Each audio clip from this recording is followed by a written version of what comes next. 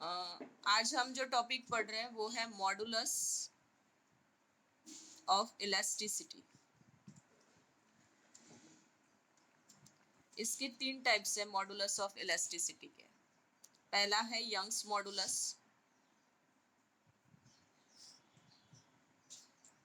Which is denoted by y। किससे denote होता है? y से। सेकंड है आपका बल्क मॉडुलस। क्या है? Bulk modulus, which is denoted bye k। Symbol की तरफ ध्यान देना, क्योंकि प्रॉब्लम्स में हम सिंबल यूज करते हैं, ठीक है। एंड थर्ड है आपका दैट इज शेयर मॉडुलस। इसे एक और नाम है that is modulus of rigidity. इसे ही हम क्या बोलते हैं? Modulus of rigidity.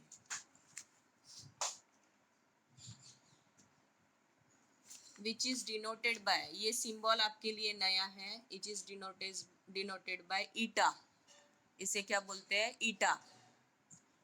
Young's modulus is denoted by y, bulk modulus is denoted by k and shear modulus और इसे ही हम बोलते हैं modulus of rigidity which is denoted by eta। ये n लगा के उसको उसकी टांग खींचना है हमें n की, ठीक है। तो ये बन जाता है मॉडुलस ऑफ रेजिडिटी। तो हम पहला कंसेप्ट देख रहे हैं that is Young's modulus. Young's modulus क्या होता है? तो it is the ratio of it is the ratio of longitudinal stress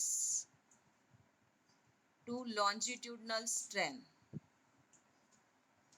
इसका रेशियो है ये longitudinal stress and longitudinal strain का। तो आपको लॉन्जिट्यूडनल स्ट्रेस पता है क्या होती है? लॉन्जिट्यूडनल स्ट्रेस क्या है? लॉन्जिट्यूडनल स्ट्रेस का फॉर्मूला मैं शॉर्टकटली लिख रही हूँ। लॉन्जिट्यूडनल क्या है? लॉन्जिट्यूडनल स्ट्रेस का फॉर्मूला बताओ मुझे।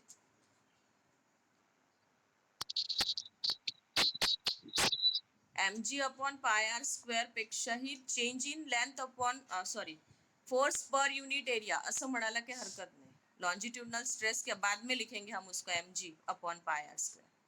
तो लॉन्जिट्यूडनल स्ट्रेस का फॉर्मूला क्या है? फोर्स पर unit area, internal restoring force पर unit area, that is called as longitudinal stress. Okay.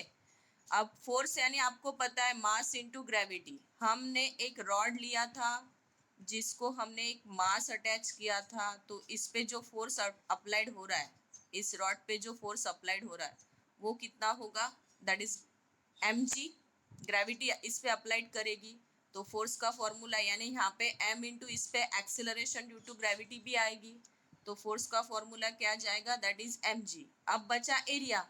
इस रॉड का एरिया यानी एरिया किसका? ये क्रॉस सेक्शनल एरिया, ये जो सर्कुलर शेप रहता है आपका रॉड का, जैसे इस पेन का ये जो सर्कुलर पार्ट है इसे बोलते हैं हम क्रॉस सेक्शनल एरिया। तो ये एरिया लेना होता है, पूरा रॉड का एरिया नहीं लेना होता है हमें, इस क्रॉस सेक्शनल एरिया। क्योंकि हम जब फोर्स अप्लाइड करते हैं इस पे तो ये इसका डायमीटर चेंज होते जाता है, इसकी रेडियस चेंज होती जाती है, ठीक है। तो ये एरिया कितना होगा? ये देखो, ये शेप जो होता है, ये जो शेप होता है ये सर्कुलर शेप होता है, तो इसका एरिया क्या जाएगा फिर? Pi r square. यहाँ पे क्या आएगा? That is pi r square. ये हुआ आपका लॉन्जिट्यूडनल स्ट्रेस, ठीक है। अब बताओ मुझे लॉन्जिट्यूडनल स्ट्रेन का फॉर्मूला क्या है?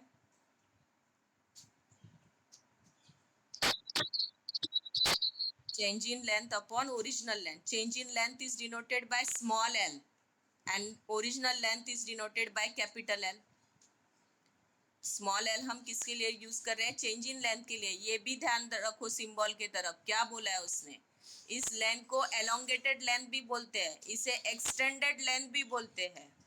Extension in the wire is ऐसा प्रॉब्लम में दिया जाएगा, elongation in the wire is, इस टाइप में इसको नोटिफाई किया जाएगा।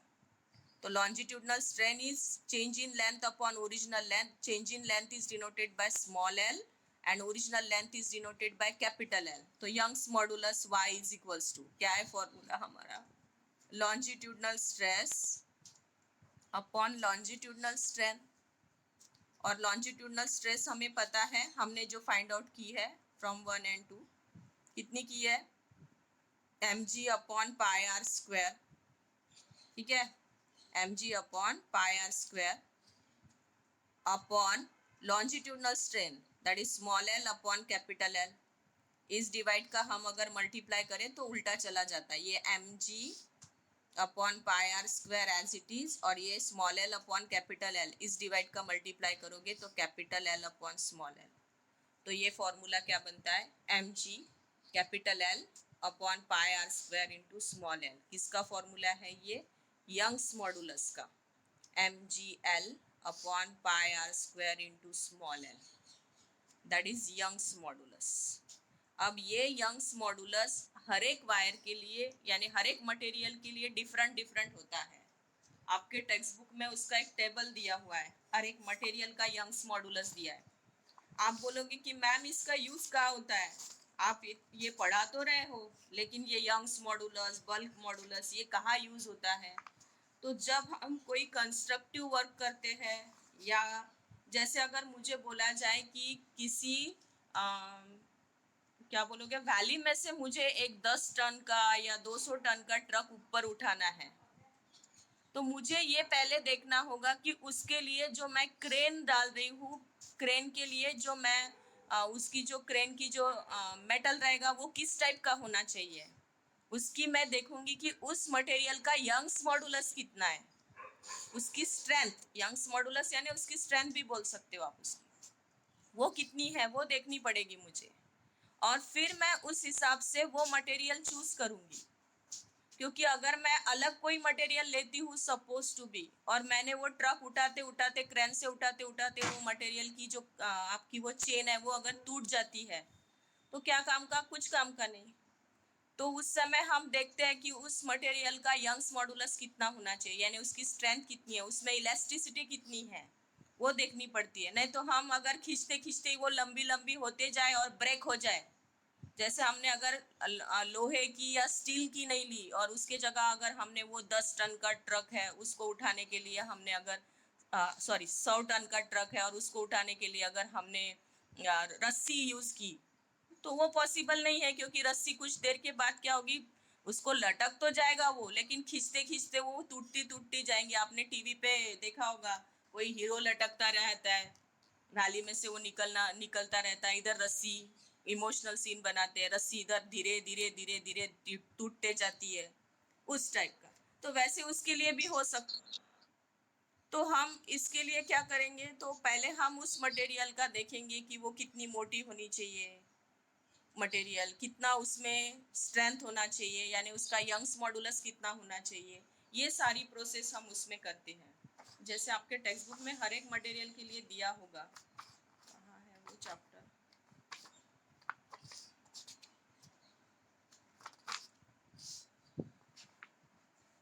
ये देखो, 103 वर आहे, हे पहा, हे दिलंय, लीडसाठी यंग्स मॉड्युलस किती असतो, 1.5, हे 10⁻10 त्याला मल्टिप्लाय आहे, 1.5 into 10⁻10 pascal.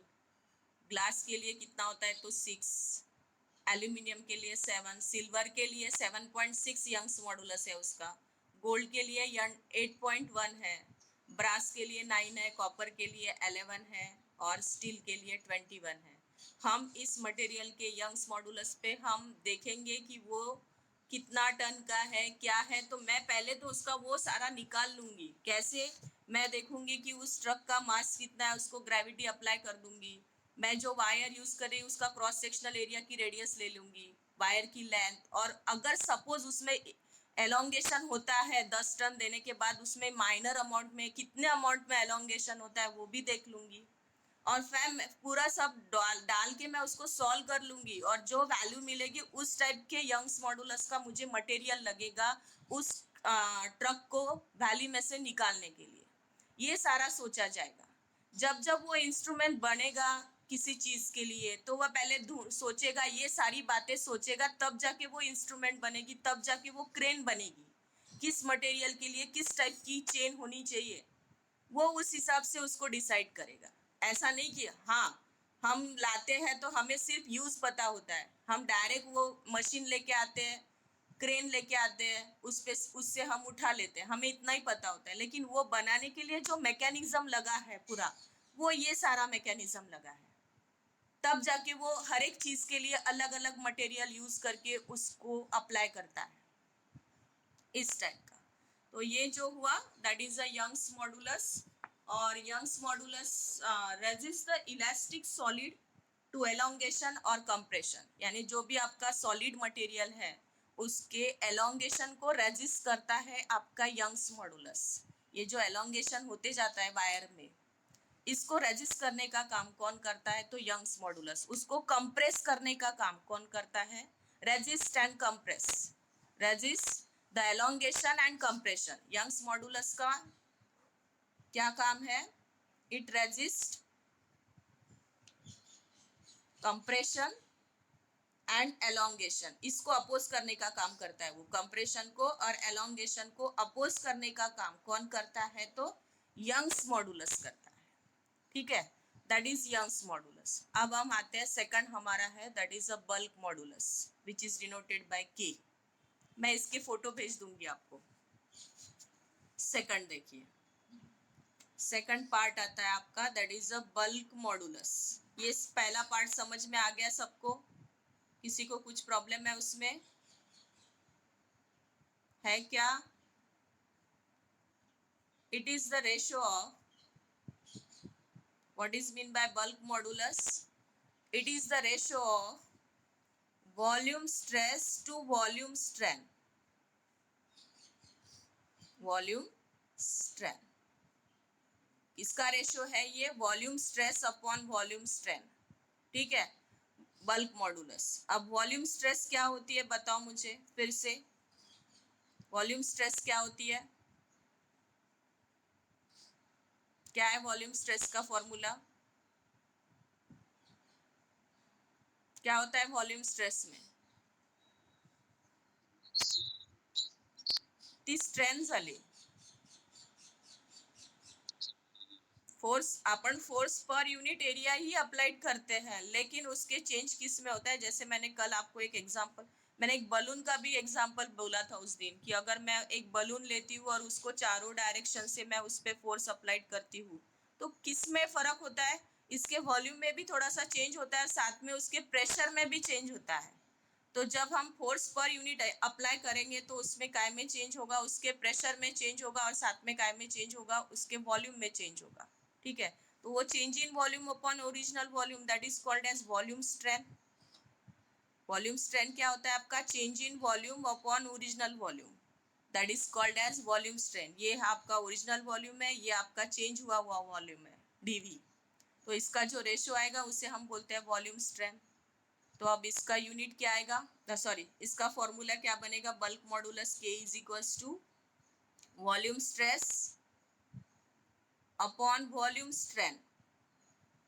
What is volume strain? Stress that is change in pressure, मैं इसको डीपी के फॉर्म में लिख रही हूँ। And what is volume strain? That is DV upon V. मैंने यहाँ पे माइनस साइन भी बोला था, my negative sign indicates that when pressure increases volume decreases, okay. पर अभी मैंने ये मैग्नीट्यूड फॉर्म में लिया हुआ है। किस फॉर्म में लिया हुआ है? मैग्नीट्यूड, नहीं तो यहाँ पे माइनस साइन आता, ठीक है। अब ये ऊपर चला जाएगा, इस डिवाइड का मल्टीप्लाई में कन्वर्शन होगा, तो फॉर्मूला क्या बनेगा? DP V upon dV. ये उल्टा हो जाएगा ऊपर जाके, ठीक है। तो फॉर्मूला क्या बनेगा? DP V upon dV. या फिर वो लर्न करने के लिए हम डायरेक्ट ऐसे V d P upon d V, ऐसा फॉर्मूला ध्यान में रखना। वो पढ़ने के लिए मुंह में ऐसे एक राइम के जैसा आ जाता है, तो ध्यान में जल्दी रहता है। तो what is mean by bulk modulus? It is the ratio of volume stress upon volume strain. Volume stress क्या होती है? तो फोर्स पर यूनिट एरिया, लेकिन चेंज काय में होता है? प्रेशर में भी चेंज होता है, तो that is dP upon what is volume strain? Change in volume upon original volume, that is DV upon V. ये ऊपर जाके हो जाता है वी अपॉन डीवी। तो फॉर्मूला बना आपका V d P upon dV. अब इसमें भी देखो, इसका इसका यूनिट देखो क्या बनता है? यंग्स मॉडुलस का यूनिट क्या बनता है बताओ मुझे? ये M G upon pi r square, यानी फोर्स ही था आपका, फोर्स अपॉन एरिया, फोर्स का यूनिट क्या होता है? न्यूटन। एरिया का यूनिट क्या होता है? Metre square. लेंथ का यूनिट क्या होता है? मीटर। चेंज इन लेंथ का भी यूनिट मीटर होता है। मीटर मीटर गेट कैंसिल, तो यूनिट क्या बनता है यंग्स मॉडुलस का? फिर से न्यूटन पर मीटर स्क्वायर, क्योंकि हमारा सिर्फ स्ट्रेन के लिए तो कोई यूनिट ही नहीं होता है, सिर्फ यूनिट किसके लिए होता है? स्ट्रेस के लिए यूनिट होता है। स्ट्रेन तो हमारी कटी जाती है, ये change in length upon original length, metre upon metre get cancel. बचता कौन सा है? सिर्फ लॉन्जिट्यूडनल स्ट्रेस, तो उसी का यूनिट आता है, दैट इज न्यूटन पर मीटर स्क्वायर।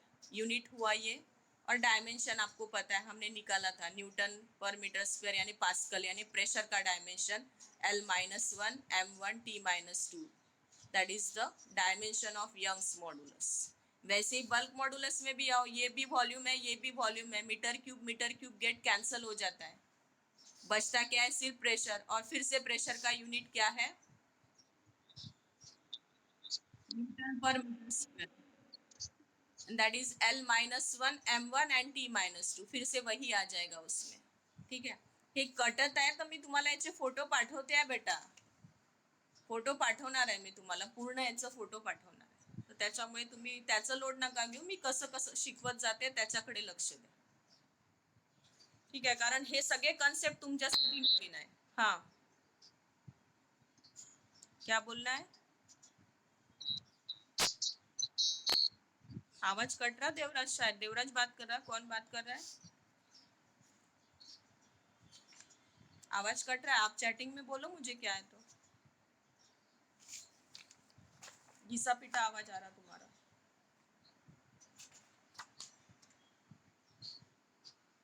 हाँ, कुछ बोलना है अभी?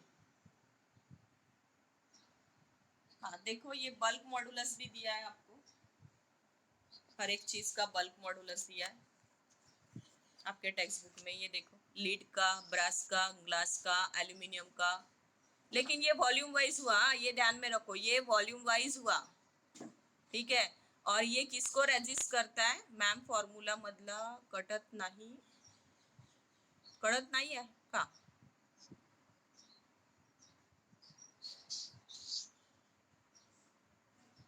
कोणता फॉर्म्युला कळत नाहीये तुला?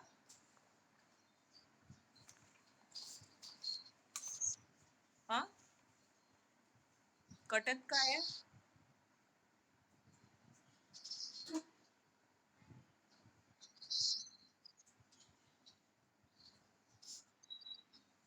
हॅलो,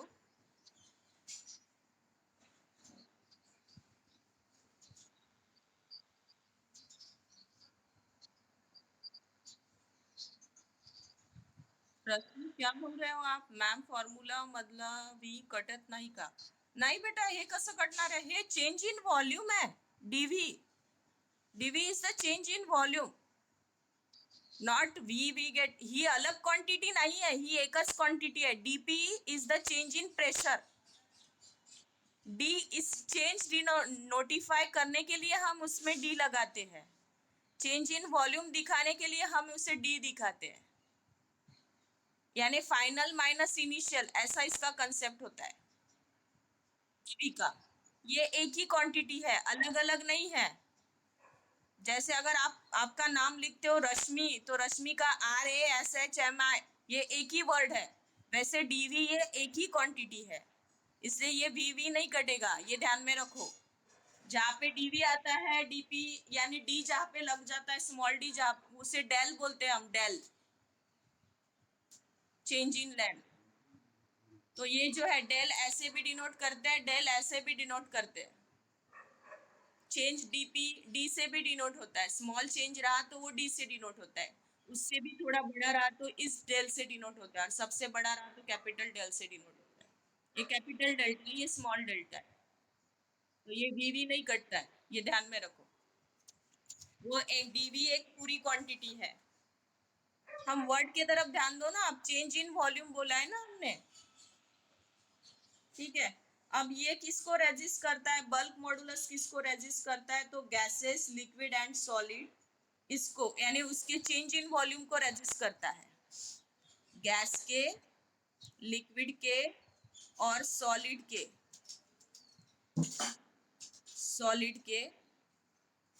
वॉल्यूम को रेजिस्ट करता है, यानी चेंज इन वॉल्यूम को रेजिस्ट करता है.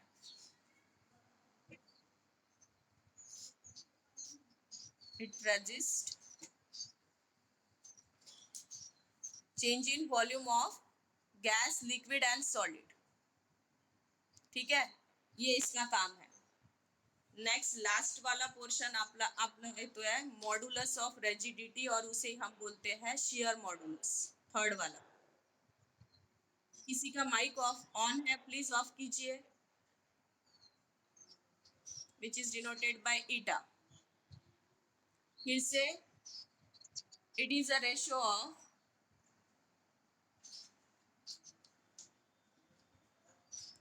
it is a ratio of shear stress to shear strength। इसका रेशियो है shear stress upon shear strength। तो bulk modulus is equals to shear stress upon shear strength। अब shear stress पता है आपको, टेंजेंशियल फोर्स पर यूनिट एरिया। shear stress क्या होती है? दैट इज फोर्स पर यूनिट एरिया। लेकिन कौन सा फोर्स? टेंजेंशियल फोर्स, ये ध्यान में रखना। और shear strength क्या होता है? ये हमने फिगर निकाली थी, ये बॉक्स था, इस पे हमने टेंजेंशियल फोर्स अप्लाइड किया तो ये ऐसे डिस्प्लेस हुआ, पैरेललोग्राम बन गया। तो ये लेंथ डिस्प्लेस हुई, कितने से डिस्प्लेस हुई? एक्स से। ये फिक्स हाइट है उसकी, और ये थीटा था। तो हमने theta is equals to layer upon fix layer, ऐसा लिखा था हमने, displace layer upon fix layer, that is tan theta. तो ये बाद में आया, हमने उसका इसका फॉर्मूला लिखा x upon H, and x upon H यानी क्या बोला था? tan theta, where theta is very small, तो tan थीटा की वैल्यू किसके बराबर हो जाती है? थीटा के बराबर। तो शेयर स्ट्रेस का फॉर्मूला हम थीटा भी लिख सकते हैं या x अपॉन एच भी लिख सकते हैं, लेकिन x क्या होता है ये ध्यान में रखो, डिस्प्लेस लेयर। एच क्या होती है? तो फिक्स लेयर। ठीक है, ये ध्यान में रखना। तो eta is equal to formula क्या बनेगा? Shear stress upon shear strength, shear stress upon shear strength. What is shear stress? That is F upon A. What is shear strength? That is theta. मैं direct theta ले रही हूँ, इसका denominator कुछ नहीं तो वन होता है, ऊपर जाके हो जाता है वन बाय थीटा, तो फॉर्मूला बनता है एफ अपॉन ए थीटा। फॉर्मूला क्या बनता है? F upon A theta. Theta is equals. ठीक है, इसमें किसी को कुछ प्रॉब्लम है? इसमें है किसी को कुछ प्रॉब्लम? और इसके भी आपको दिए हुए हैं। ये सिर्फ सॉलिड के शेप को रेजिस्ट करता है। ये किसको रेजिस्ट करता है? It resist the shape of a, अरे बाबा, इस हाँ, it resist the shape of a solid. ये किसको रेजिस्ट करता है? शेयर मॉडुलस किसको रेजिस्ट करता है? तो शेप ऑफ अ सॉलिड को। ठीक है, और इसके भी आपको टेक्स्ट बुक में इसका भी टेबल दिया हुआ है, ये सारे एलिमेंट्स का आपको शेयर मॉडुलस दिया हुआ है। ये शेप वाइज है। हाँ, ये किस वाइज है? शेप वाइज, यानी उस मटेरियल का शेप ऐसे ही रहना चाहिए, इस टाइप। इसमें एक कंसेप्ट बाकी है जो हमने, वो जो थर्ड लिया, सेकंड वाला लिया था, दैट इज बल्क मॉडुलस। इस पे एक और डिपेंड होता है, एक और डेफिनेशन आती है, that is a compressibility. What is compressibility? It is the reciprocal of bulk modulus. किसका रेसिप्रोकल होती है? बल्क मॉडुलस का रेसिप्रोकल, यानी क्या होती है? Compressibility, that is 1/k। ठीक है, और k की वैल्यू हमने निकाली है, वो निकाली है हमने v dp upon dv। k की वैल्यू क्या निकाली थी हमने? k का फॉर्मूला क्या बनाया था? v dp upon dv। ये इधर बनाया था, ये k का formula v dp upon dv। ठीक है, वो डाल रहे हैं हम यहाँ पे, और ये उल्टा चला जाएगा, फिर ये डिवाइड का मल्टीप्लाई हुआ, तो ये उल्टा हो जाएगा, ये होगा dv अपॉन vdp। ये क्या बनती है आपकी कंप्रेसिबिलिटी। मुझे लगता कंप्रेसिबिलिटी के लिए कोई फॉर्मूला दिया हुआ नहीं है, और इसके डायमेंशन उल्टे चले जाएंगे क्योंकि हमारा न्यूटन पर मीटर स्क्वायर नीचे आता है। ये तो गया, वॉल्यूम वॉल्यूम गेट गया, और 1 अपॉन क्या आता है, न्यूटन पर मीटर स्क्वायर ऐसे आता है। और इसका डायमेंशन हमें पता है कितना है, L-1 M1T-2। ऊपर जाके क्या हो जाएगा वो L+1 M-1 एंड T-2 था तो वो क्या हो जाएगा +2। अरे वॉल्यूम वॉल्यूम नाही, युनिट कटतं त्याचं। आपण डायमेन्शनसाठी घेतोय, मी डायमेन्शन फॉर्म्युले मी त्याचा युनिट काढते है, और यूनिट निकालने के लिए मैंने वॉल्यूम को कट किया, क्योंकि वॉल्यूम का यूनिट भी नहीं तो मैम ने कैसे काटा। अभी तो बोल रही थी मैम की काटना नहीं पड़ता, और अभी काटने के लिए बोल रहे हैं, तो मैं यूनिट काट रही हूँ उसका, वॉल्यूम वॉल्यूम का यूनिट काट रही हूँ, मीटर क्यूब। बचता क्या है, सिर्फ प्रेशर, और प्रेशर का यूनिट क्या है, न्यूटन पर मीटर स्क्वायर। ऊपर जाके मीटर स्क्वायर अपॉन न्यूटन होता है, ये ऐसे metre square upon newton. Metre square का डायमेंशन L2 होता है, न्यूटन यानी फोर्स का डायमेंशन L1 M1T-2 होता है। तो ये ऊपर जाके LMT, ये 1 ऊपर गया तो -1 होता है, 2 - 1 इज +1, M+1 है, ऊपर जाके हो जाता है -1, T-2 है, ऊपर जाके क्या हो जाता है +2 हो जाता है। यानी इसका डायमेंशन क्या आता है, L1 M-1 T+2। ठीक है, इसके उल्टे डायमेंशन है, बल्क के उल्टे डायमेंशन है, बल्क का उल्टा डायमेंशन कंप्रेसिबिलिटी का है, और फॉर्मूला भी उल्टा हो जाता है। इसका VdP अपॉन dV है बल्क का, तो इसका फॉर्मूला बनता है dV अपॉन VdP। ठीक है, एक कोई भी आप बल्क मॉडुलस निकाल लेते हो प्रॉब्लम में, तो उसकी वैल्यू का रेसिप्रोकल बना लिया तो आपको कंप्रेसिबिलिटी मिल जाती है उसकी, उसका कोई ज़्यादा लोचा नहीं है, वो मिल जाता है आराम से। अब बताओ इसमें किसी को कुछ प्रॉब्लम है क्या, कोई पार्ट रिपीट करना है आपको?